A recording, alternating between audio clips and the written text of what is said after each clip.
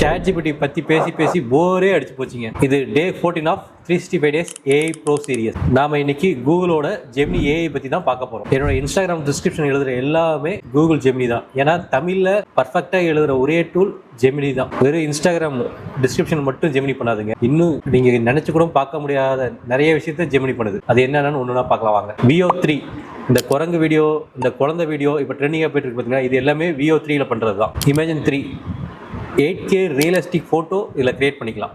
இதுதான் இப்போ ஆட்ஸில் யூஸ் பண்ணுறாங்க. மியூசிக் எஃபெக்ட்ஸ் ரிலீக்ஸ் கொடுத்தா இன்ஸ்டண்ட்டாக மியூசிக் ஜென்ரேட் பண்ணி கொடுக்கும். அதுவும் இப்போ 1 வீக்காக ட்ரெண்டிங்கில் இருக்க நேனோ பனானா, இது ஒரு இமேஜ் ஜென்ரேஷன் மாடல் தான். பட் இது கேன்வா, அடாப் ஃபோட்டோஷாப் எல்லாத்தையுமே அடிச்சு துவம்சம் பண்ணிடுச்சு. இது மட்டும் கிடையாதுங்க, 1 மினிட்ல உங்களுக்கான வெப்சைட்டை கிரியேட் பண்ணி கொடுக்கும்.